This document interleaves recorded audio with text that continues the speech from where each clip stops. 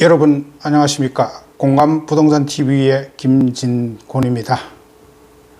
천고마비 결실의 계절 가을이 왔습니다. 가을 그러면은 여러분들은 무엇이 생각나시나요? 가을은 수확의 계절입니다. 수확 그러면은 또 무엇이 생각나시나요?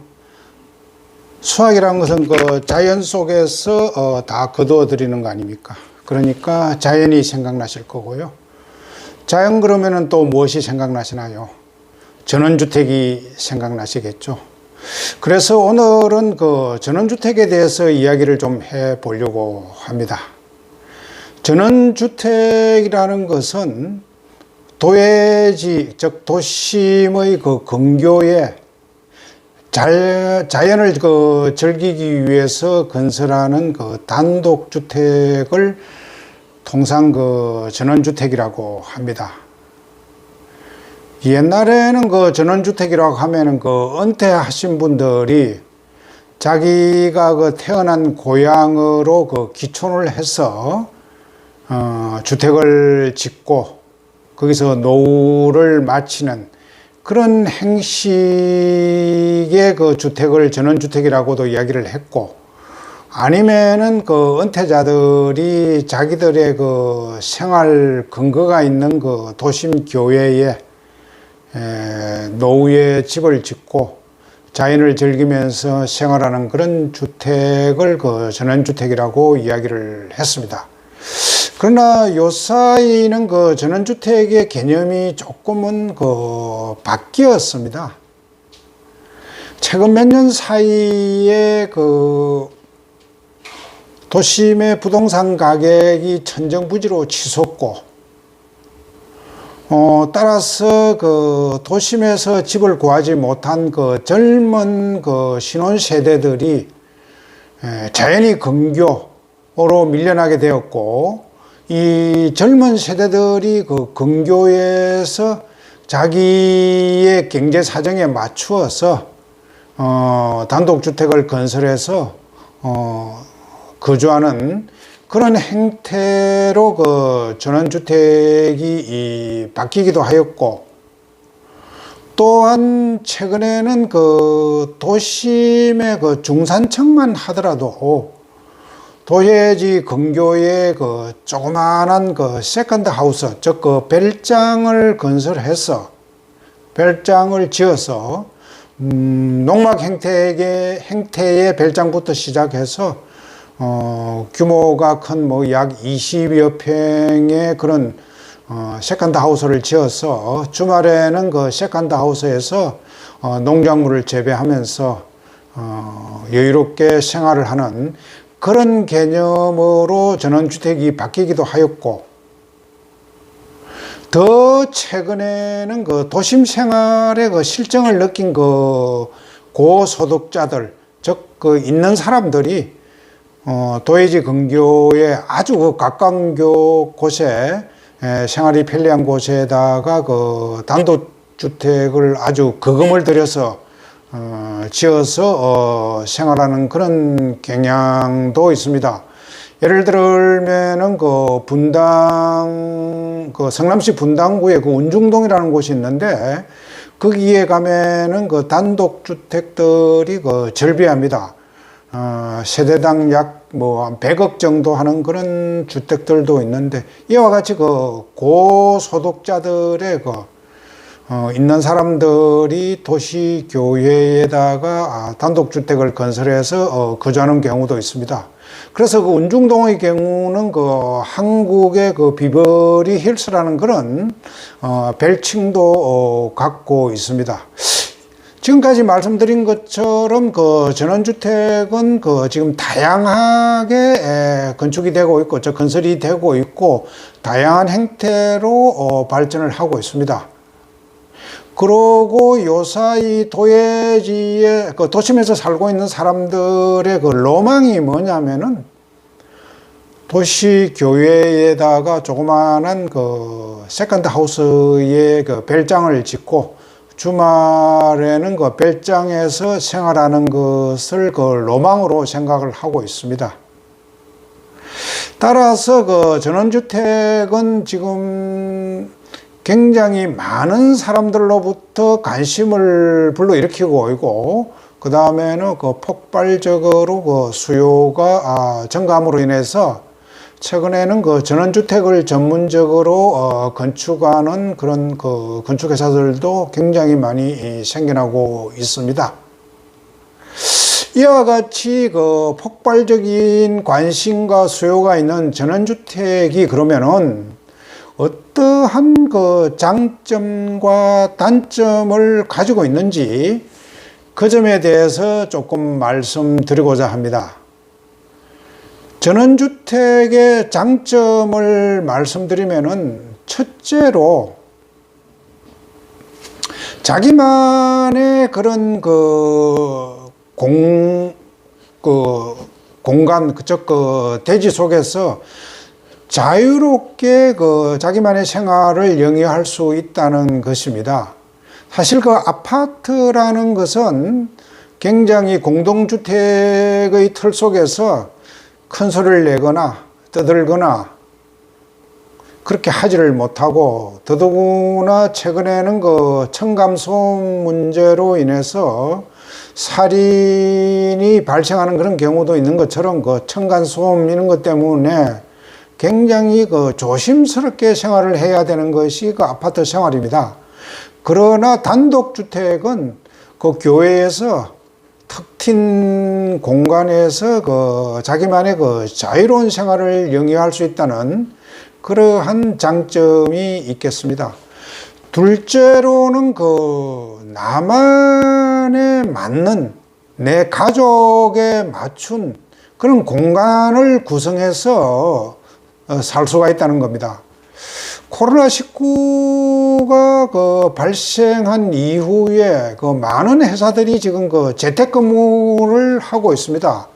따라서 옛날에는 집에 어떤 사무용 공간이 없어도 큰 문제가 없었는데, 최근에는 재택근무가 많이 있게 됨으로 인해서 주택에도 사무용 공간이 필요하게 되었고, 또 부부가 서로의 프라이버시를 중시하는 그런 지금 세대로 옮겨감으로 인해서 부인의 입장에서도 자기만의 공간을 필요로 하는 그런 경우도 있습니다.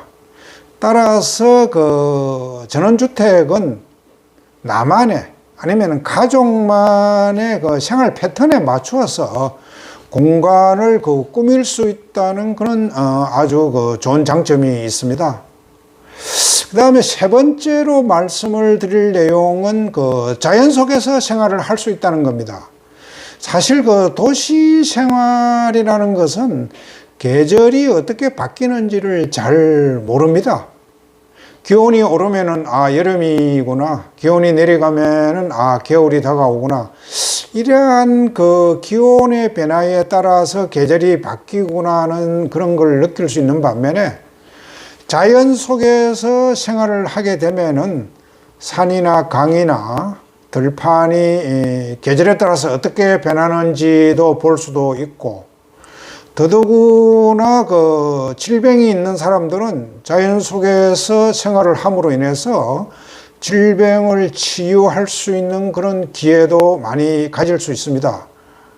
우리들이 즐겨 보고 있는 모 방송 프로의 나는 자연인이다, 거기에 출연하는 사람들 중에서 많은 사람들이 산속으로 들어간 이유가 질병이 있어서 그것을 치료하기 위해서 산속으로 들어왔는데 질병이 치유가 됐다, 이런 인터뷰를 하는 것을 우리가 종종 볼 수가 있습니다.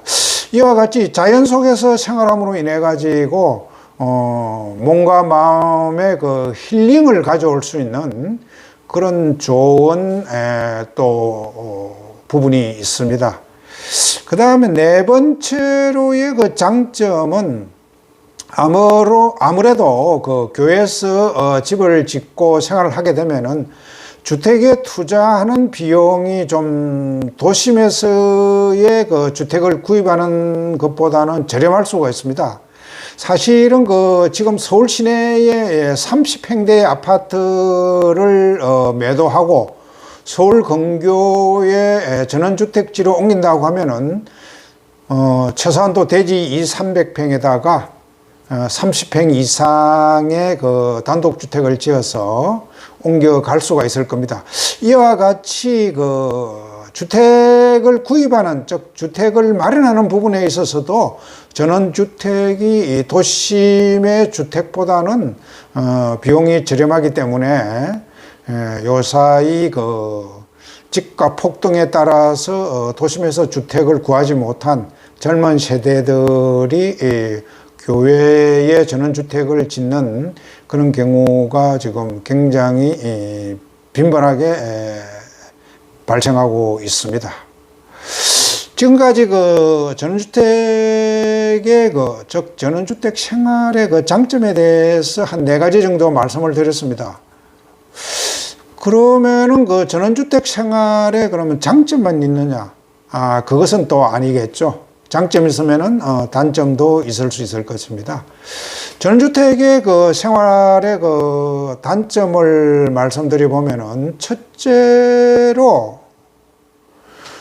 주택의 관리를 별도로 해주는 사람이 없기 때문에 거주자인 내가 직접 관리를 다 하여야 합니다. 뜰에 프리스도 다 뽑아야 되고, 벽에 페인트가 벗겨지면은 내가 그걸 다 도색을 해야 되고, 집안에 각종 기구, 즉 수전기구라든지 각종 기구들이 망가져도 내가 다 손을 보고 그렇게 해야 됩니다. 즉 주택의 관리를 내가 하여야 하는 그런 또 단점이 있습니다. 두 번째 단점으로서는 아무래도 교외에서 생활을 하기 때문에 생활상의 편리함이 굉장히 줄어들 겁니다. 도심 생활보다는 병원도 멀고, 마트도 멀고, 학교도 멀고, 교통도 불편하고 등등의 생활의 불편함이 굉장히 클 겁니다.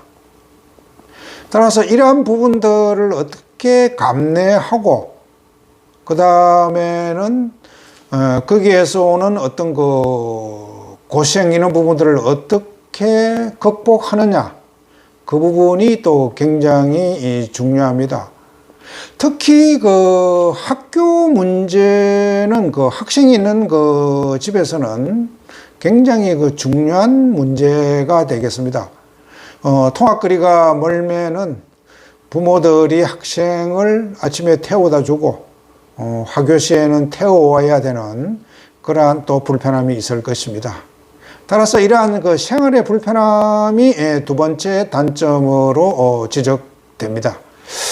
그 다음에는 이제 세 번째 단점으로서는, 전원주택은 내가 살고 있다가 사정에 의해서 매도를 하려고 했을 경우에 아무래도 수요자가 적기 때문에 매도가 쉽지를 않습니다.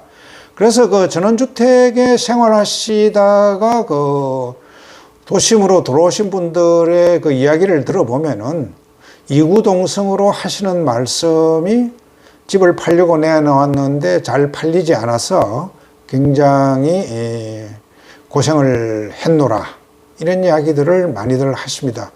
따라서 주택을 매도하려고 했을 때에 그게 용이하게 매도가 되지를 않고, 그 다음에는 재산 정식이 도심의 주택보다는 많은 폭이 되지를 않습니다.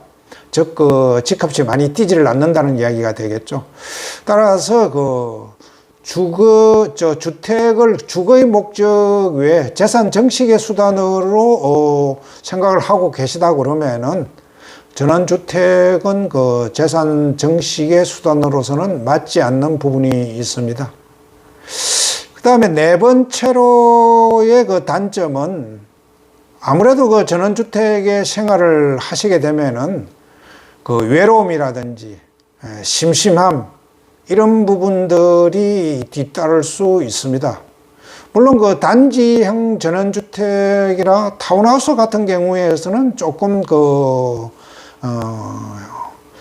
다르겠습니다만 혼자서 그 전원의 집을 지어서 생활을 한다고 하면은 아무래도 그 심심함이나 외로움이 있을 수 있습니다. 또한 그 농촌이라든지 교외의 그 자연 속에서는 아무래도 그 곤충이라든지 벌레, 뱀 등과 같은 그런 것들이 많이 서식을 하고 있기 때문에 그런 부분들에 대해서도 불편함이 있을 겁니다. 도심의 아파트들은 최근에 20층 이상의 고층으로 지어지기 때문에 곤충이라든지 벌레 이런 부분들에 대해서 크게 신경을 안 써도 되고 방충망 시설이 잘 되어 있기 때문에 더더구나 신경을 쓸 필요가 없지만은 전원주택에 있어서는 방충망 시설을 한다고 하더라도 그런 곤충이라든지 벌레, 뱀 등과 같은 그런 것에 대해서 신경을 써야 되는 그런 불편함이 있을 수 있겠습니다. 지금까지 단점도 한 4가지 정도를 말씀을 드렸습니다. 그러면은 전원주택 생활이 그러면은 장점도 있고 단점도 있는데 그럼 어느 것이 더 좋은 것이냐? 그것은 다 이제 개인의 취향에 따라서 개인의 처한 상황에 따라서 달라질 겁니다. 그러나 최근에 전원주택이 폭발적인 수요에 의해서 많은 사람들로부터 관심을 받고 있기 때문에 한 번쯤은 거주에 도전을 해볼 필요가 있는 그런 주택이 되겠습니다.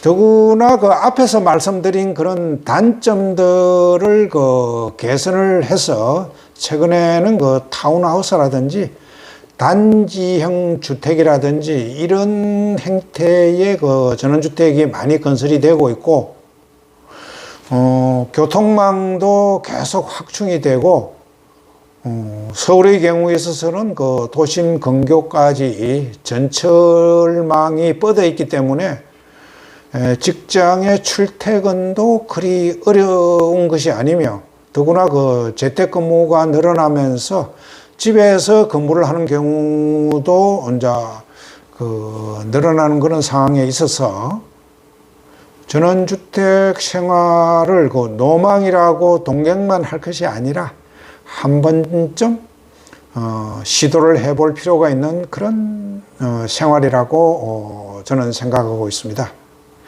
그래서 아무튼 결정은 본인들이 지으셔야 될 걸로 생각이 되고요. 지금까지 전원주택에 대해서 장단점이 무엇인지 간단하게 알아보았습니다.